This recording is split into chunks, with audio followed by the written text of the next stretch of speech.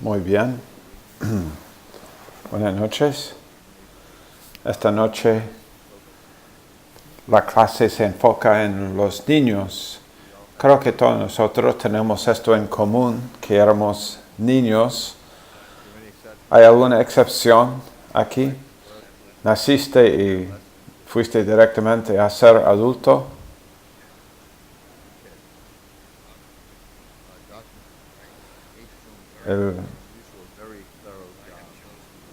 Yo he escogido tomar la materia esta noche de este libro, Cómo aconsejar una crisis.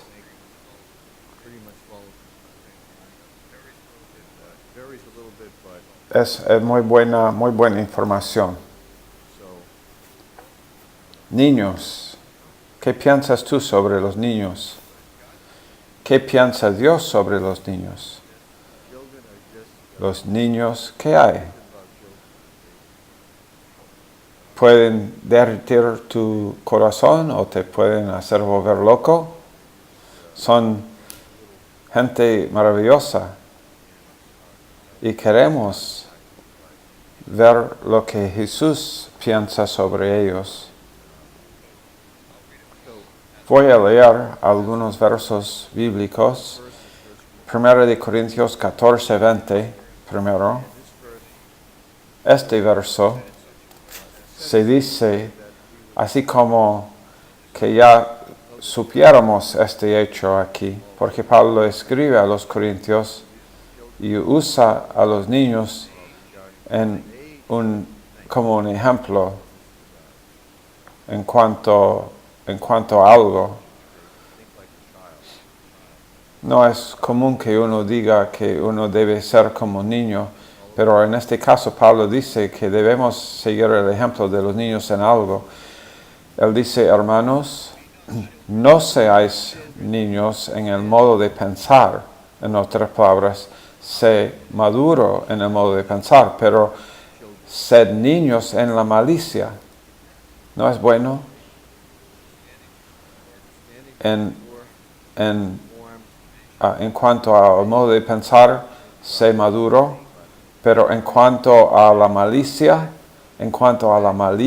sé como niño. Porque los niños no saben cómo tomar parte en la malicia. Pueden hacer cosas malas y equivocadas. En cuanto a lo de la malicia, los niños son inocentes en eso. Y luego, en Marcos 9, Jesús, en verso 33, llegó a Capernaum y cuando estuvo en casa, aquí indica en el griego que fue una casa que frecuentemente estuvo allá. Y les preguntó a los discípulos, ¿qué disputabais entre vosotros en el camino? Él dice, yo he notado que ustedes han estado conversando y ustedes estaban como disputando entre sí. ¿De qué hablaban? Marcos 9, 33 a 40. Pero dice verso 34, mas ellos callaron, nadie quiso hablar. Piénsalo, todos están sentados allá en la sala y Jesús dice, ¿qué hay de la conversación? Y ellos se callaron. Alguien más todos esperan que alguien más conteste primero, porque en el camino habían disputado entre sí quién había de ser el mayor. Eso fue un problema, ese espíritu de competencia que tenían los discípulos. Eran hombres, los hombres somos competitivos. Sería interesante escuchar su conversación en el camino. Entonces, verso 35, entonces él se sentó y llamó a los 12 y les dijo, si alguno quiere ser el primero, será el postrero de todos y el servidor de todos. Muchas lecciones aquí. Si queremos ser el mayor, tenemos que buscar ser el menor, el postrero, el servidor de todos. Y después en verso 36, tomó a un niño, y aparentemente el niño estuvo en la casa, porque el niño no apareció de la nada allá, sino está en la casa donde él estuvo acostumbrado, Jesús estuvo acostumbrado a ir, y hubo un niño en la casa. Algunos teólogos piensan que esta casa, porque algunos de los discípulos estaban en Capernaum, que puede ser que esa fue la casa de Pedro. Sabemos que él estuvo casado, y esto puede ser, no sabemos, no es seguro, pero puede ser que este es el hijo de Pedro aquí. Es posible. No podemos decir por seguro, pero tomó a un niño y lo puso en medio de ellos, y tomándole en sus brazos, Jesús dice, primero, tráelo aquí. Después, tomándole en sus brazos, les dijo a ellos, mientras él tiene el niño en sus brazos, él dice, el que reciba en mi nombre a un niño como este, no solamente este niño, sino uno como este, me recibe a mí. ¡Wow! Hay muchos Jesuses, no solamente en forma de niños, porque te acuerdas cuando Jesús dijo, cuando tú visitaste a alguien en el hospital, me visitaste a mí, y cuando hiciste esto a alguien, a uno de estos pequeños, lo hiciste a mí. Jesús está en todo lugar, esperando que nosotros ministramos. Estoy pensando en algunos ejemplos. Nosotros somos llamados a servir. El Instituto Bíblico debe animarnos a servir y a hacer cosas así. Hoy estuve de visita en un hospital visitando a una persona, y yo le dije a la persona en el hospital,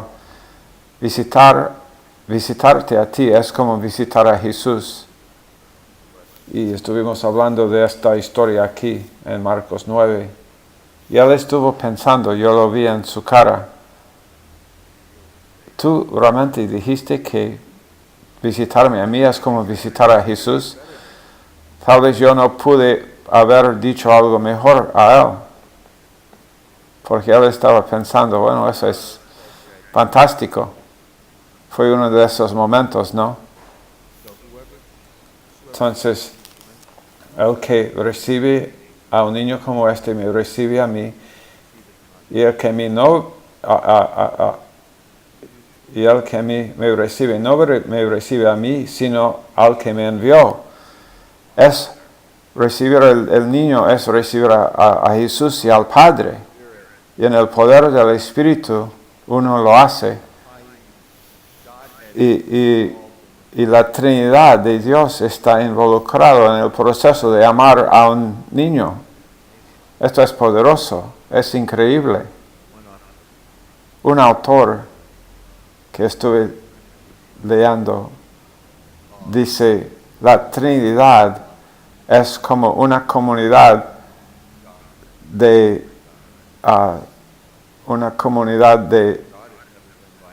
amor.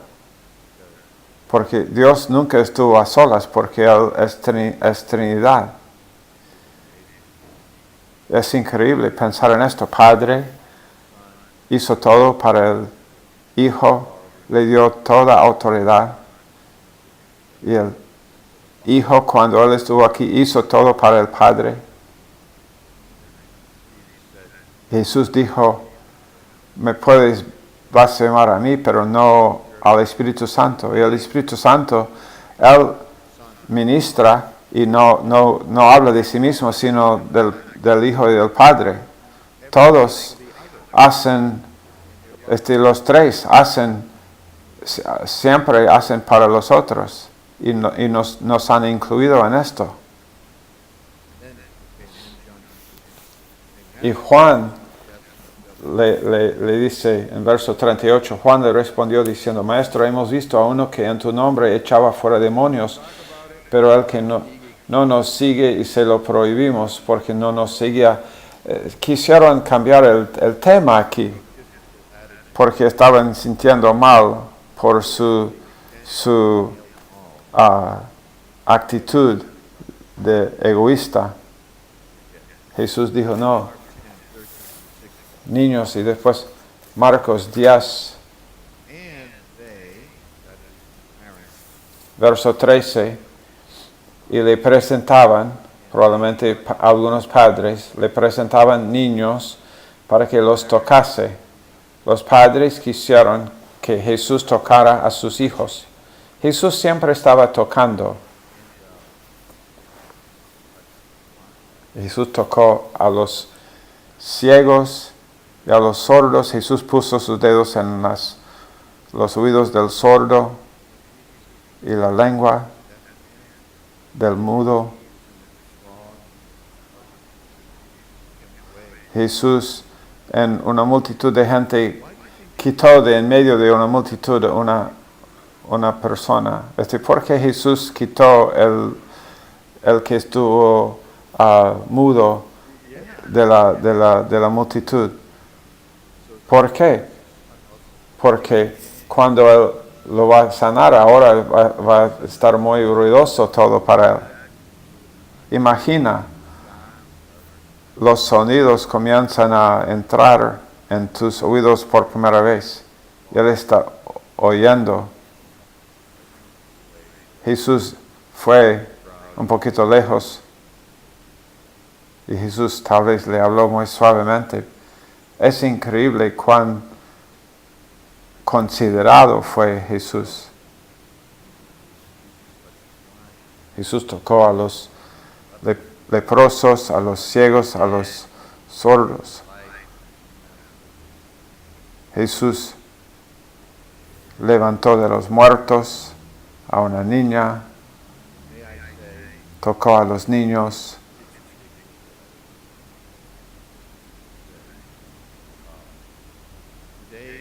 Hoy en día, tratando con niños, ministrando a niños, es peligroso. Para trabajar con niños tienes que, hoy en día en nuestra cultura, tienes que tener mucho cuidado porque la maldad ha llegado a ser tan grande, tan mala, que tenemos que estar muy cuidadosos en cuanto a tratar con niños hoy.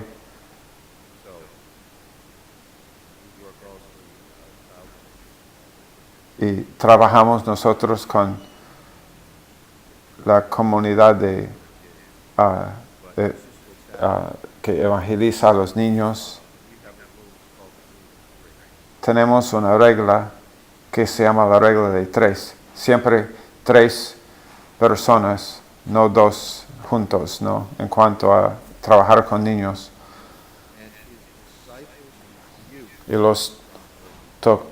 Pero los padres presentaban niños para que los tocase, y los discípulos reprendían a los que los presentaban.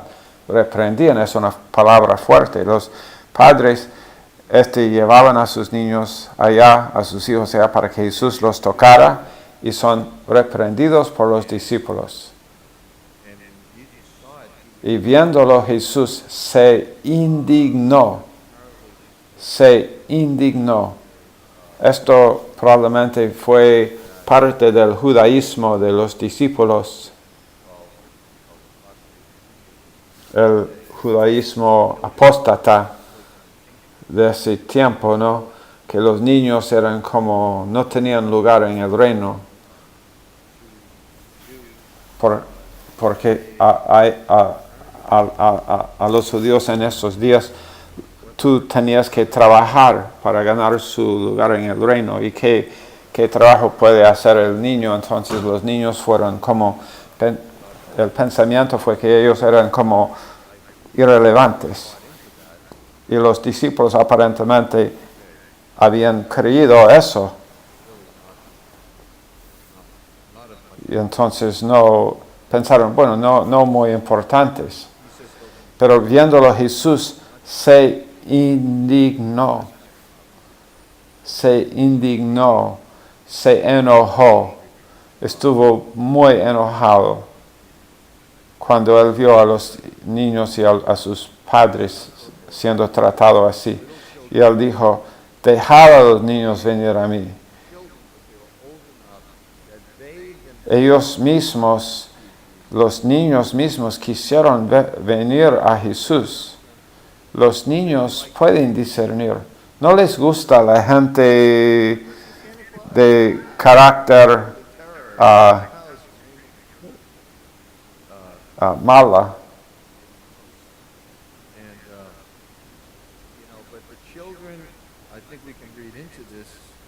Creo que podemos ver aquí que él dijo, ellos quieren venir, permítalos venir a mí y no se lo impidáis. Quiero ver a los niños. Esto decimos para esta clase hoy, porque necesitamos ver a los niños como Jesús ve a los niños para ministrar a ellos. Porque Jesús dijo, de los tales es el reino de Dios. Nota, Él no dijo de niños, no solamente esos niños, pero los que son como estos niños. Los que son como estos niños, ellos no pueden hacer nada para heredar el reino. No pueden hacer obras. No tienen nada que ofrecer porque son niños. Pero de los tales es el reino de Dios.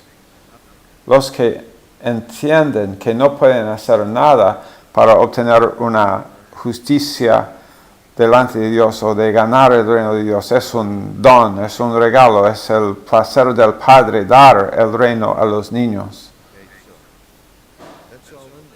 Todo esto está contenido aquí. De cierto, verso 15, de cierto os digo, de cierto es amén. Amén, os digo. Jesús fue Dios, entonces Él pudo decir amén antes de decir algo. Los profetas siempre decían amén después de decir algo, pero Jesús dice amén, os digo. Amén, amén, os digo. Y ahora voy a decir lo que voy a decir. Estamos hablando de Jesús aquí, el Hijo de Dios. Dios se hizo hombre y murió aquí entre nosotros. Estamos asombrados con eso, ¿no? Que el que no reciba el reino de Dios como niño, no entrará en él. Es serio. Evangelizamos en todo lugar y preguntamos, ¿vas a ir al cielo? Y tal vez dice, bueno, tal vez la persona dice, no sé, pero ¿por qué irá? Decimos, y él dice, bueno, soy una buena persona. Bueno, eso no es algo liviano, están equivocados y por eso estamos allá para explicarlos. Y entonces Jesús, tomándolos en los brazos, poniendo las manos sobre ellos, los bendecía. Ahí están los niños y tal vez están como haciendo cualquier cosa, niños son niños, tocándole, ya los tiene allá, ese grupo de niños. Jesús, imagina a Jesús sonriendo con esos niños allá. la corrupción no se ha manifestado tanto en los niños. Va a ser, lamentablemente, porque los niños también tienen la naturaleza pecaminosa.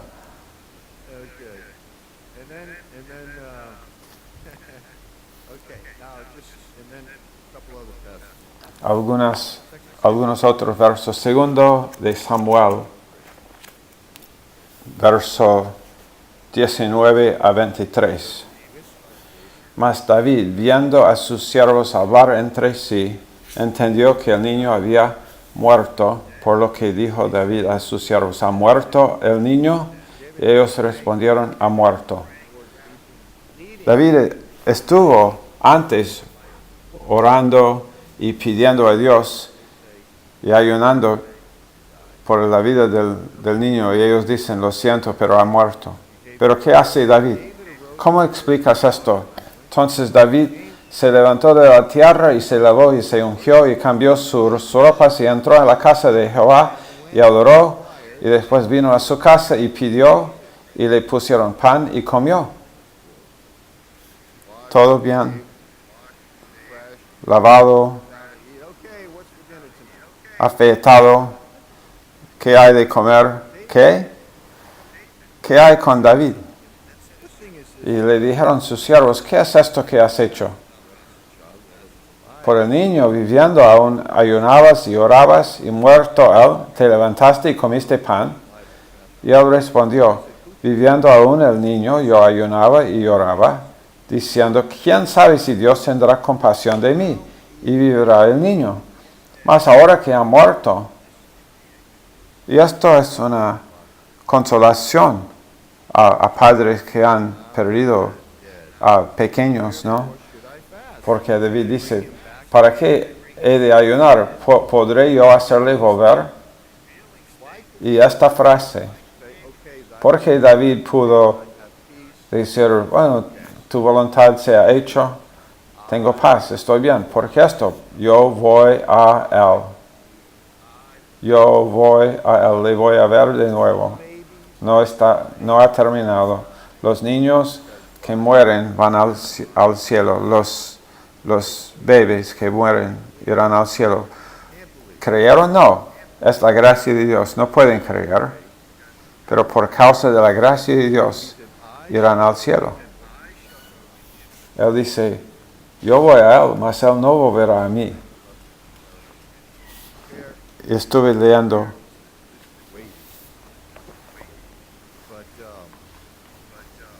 una comparación. Compara ese niño que murió con la muerte de Absalón, porque en 2 de Samuel 18, al final de este capítulo, él dice: oh, mi hijo Absalón, hijo mío Absalón, hijo mío Absalón, ¿quién me diera que muriera yo en lugar de ti, Absalón, hijo mío, hijo mío? Y 19, verso 4, él dice: hijo mío, Absalón, Absalón, hijo mío, hijo mío. Y vemos el opuesto aquí. Ya este niño murió, voy a ir a él. Y después vemos David inconsolable con la muerte de Absalón, que parece indicar que mi hijo Absalón no te voy a ver. Parece. Es horrible, es asombroso que tenga misericordia Dios, pero Absalón fue un hijo rebelde que intentó matar a su padre. Y es una cosa muy pesada. Pero estamos hablando de niños esta noche. Jesús pensó de una forma muy alta sobre los niños. Los niños te dicen lo que está en su corazón. Algunas de las cosas que ellos dicen a nosotros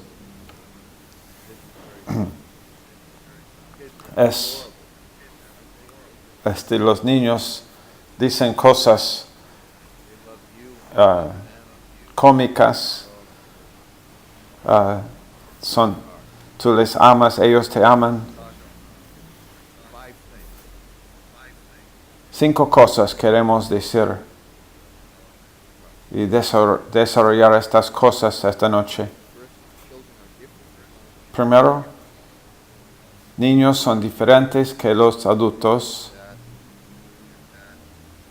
Número 2,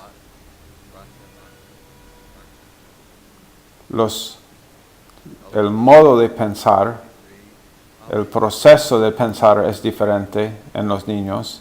Y número 3, son diferentes en cómo experimentan las crisis o el trauma. Número 4, ayudándoles a lidiar con la crisis. Y número 5, es cómo comunicar con ellos después del trauma. ¿Qué dices tú al niño? Son cosas muy relevantes. Los niños, primero, número 1, son diferentes que los adultos en cuanto a experimentar una crisis. Ellos, un niño y un adulto pueden experimentar el mismo evento, pero el niño lo experimenta en una forma distinta.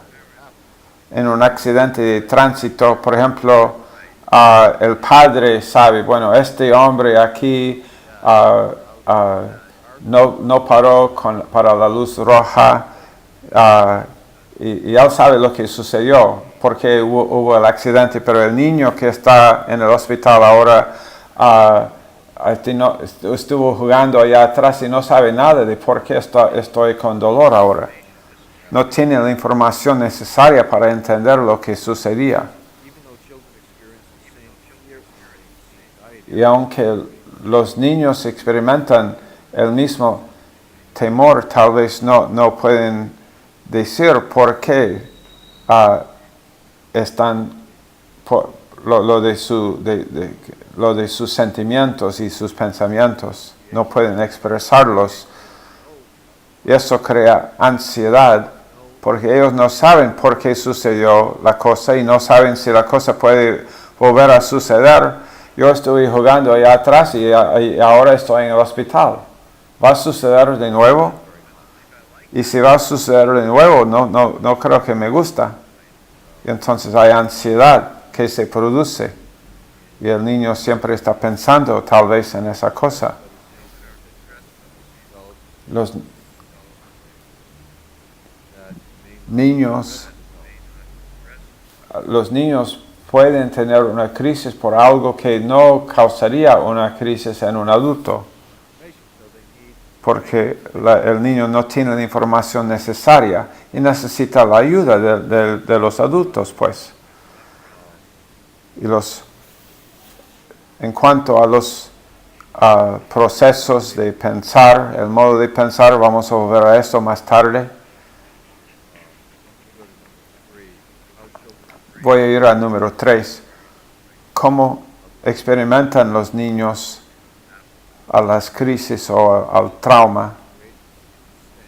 Su habilidad de lidiar con la crisis depende de lo que ha recibido antes, durante y después del trauma. Antes del trauma, si el niño sabe si mamá y papá siempre me aman, me cuidan, y bueno, esto sucedió, entonces esto va a seguir, ellos me están amando y después me van a amar, están cuidándome. Entonces a ellos les irá bien en la crisis, porque tienen esa idea ya en su mente que ellos confían en sus padres. Crea en ellos, pero si no tiene esa actitud de confiar en sus padres, sienten aún más vulnerables en la crisis.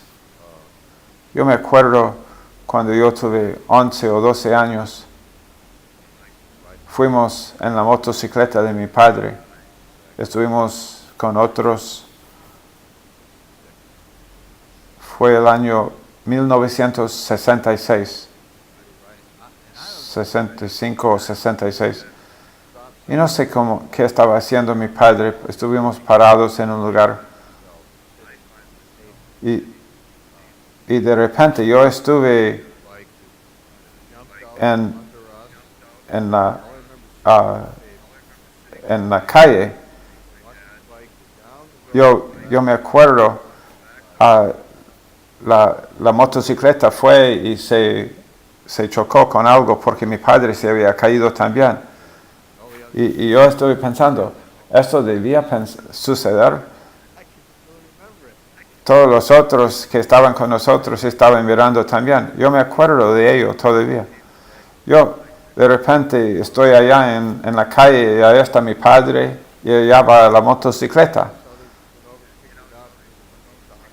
Y fuimos y ellos, los adultos, fueron y recogieron la motocicleta y después yo subí atrás en la motocicleta de otro hombre. Yo me acuerdo, estuve sentado allá y paramos y volví con mi padre y me acuerdo, cada vez que él comenzó yo pensé que, va a suceder de nuevo esto. No me gusta esto más. Estuve pensando, no me gusta. Años después yo pregunté a mi padre, ¿qué sucedía? Y él dijo, algo en el motor no estuvo bien. Pero el punto es que eso fue un trauma bajo, no un trauma de bajo nivel. Pero al principio eso me afectó mucho en cuanto a pensar sobre subir una moto con mi padre.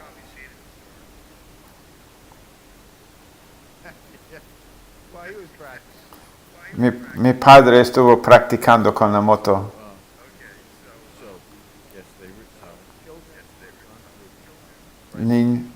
Niños que han pasado por una crisis vienen a darse cuenta que su mundo ya no es tan sano y salvo como ellos pensaban. Es impredecible. Y también tienen ese pensamiento, ¿por qué mis padres no podían protegerme de eso? Piensa en esto, ¿no? Un auto se chocó un auto se chocó con otro auto y ese auto entró en un centro de cuidado de niños. Y entonces ahora y se mató, murió uno de los niños allá en el centro de cuidado de niños. Y ahora los niños que estaban allá tal vez piensan, bueno, el centro de cuidado de niños es el lugar donde los autos entran por las paredes. Y estamos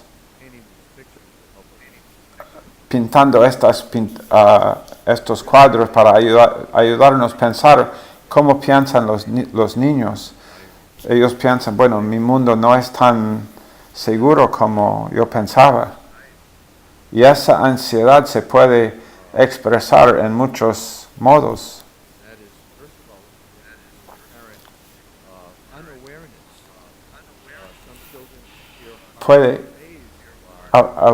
Algunos niños parecen que no están afectados, parecen.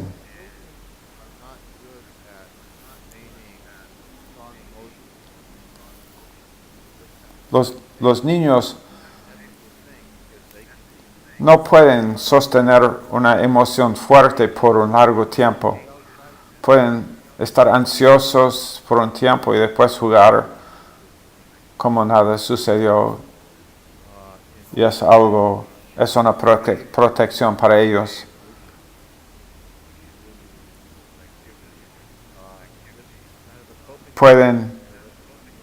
Esto es un mecanismo de lidiar con el trauma, es bueno seguir con sus actividades. Y el niño tal vez no tiene la habilidad de expresar verbalmente todo lo que quiere. Próximo punto. Jugar es muy importante para un niño. Siempre es, pero aún más cuando ellos han estado en un trauma. Por jugar, el jugar le permite al niño como controlar su mundo un poquito. Le protege del efecto del evento traumático. El niño jugando está haciendo en lo que hace en su rutina. Esto es sano y salvo allá. Su mundo es seguro. Su mundo de fantasía, de jugar, le ayuda con ayudarle en el trauma es jugar. Y juega tú con él, con el niño. Es bueno. Los niños les encanta jugar. Yo me acuerdo en el estado de Nueva York, un niño me dijo, ¿quieres ver mi tren? Fuimos y vimos a su tren. Bueno, a nosotros los hombres también nos gustan los juguetes, ¿no? Y estas cosas. Estuve disfrutándolo porque él estuvo disfrutándolo. Y el niño tuvo un nombre para cada uno de los trenes y las partes. Fue complicado lo de los trenes, muchas partes. Yo estuve como muy impresionado por eso, ¿no? Pero el jugar es importante. Déjalos jugar. Anímalos a jugar. Vamos a jugar. Yo siento mejor ya.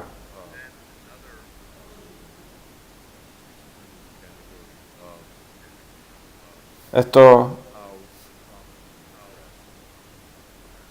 es bajo el punto de cómo se expresa, cómo experimenta el trauma. Después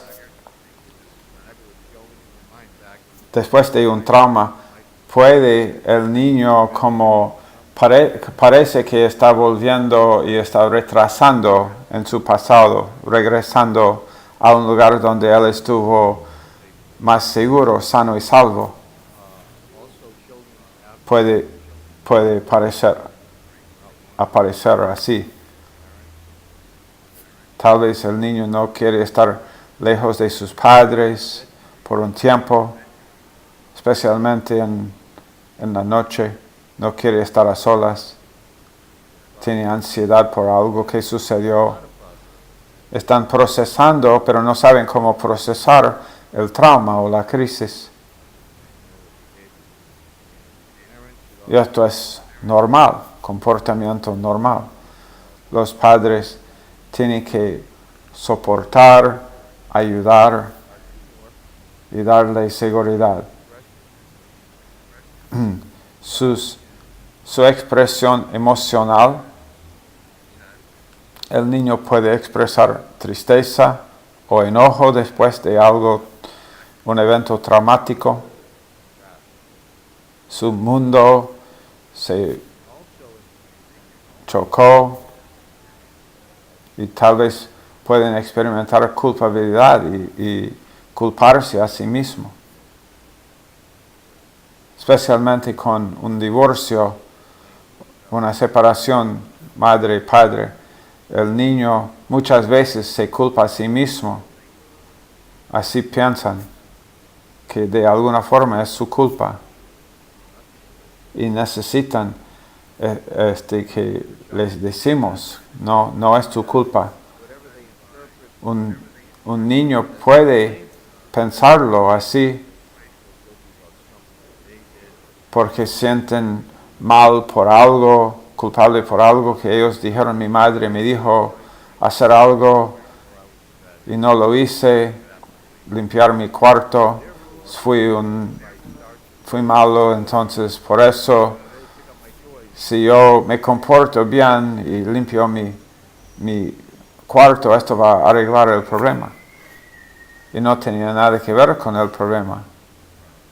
Pero ellos pueden procesar esas cosas así en su pensar. Y el último punto en esta parte 3, después de experimentar un trauma, un niño puede llegar a ser pasivo, o puede ser muy activo y estar como sin control y reaccionar mucho. Puede ser agresivo con sus hermanos, pueden como llegar a ser muy agresivo en sus relaciones, en su comportamiento. Puede suceder en la iglesia, en la casa, en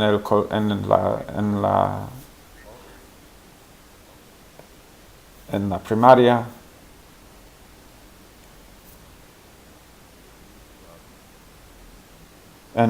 Nosotros hemos visto esto en el club de niños. Tiene 8 años un niño.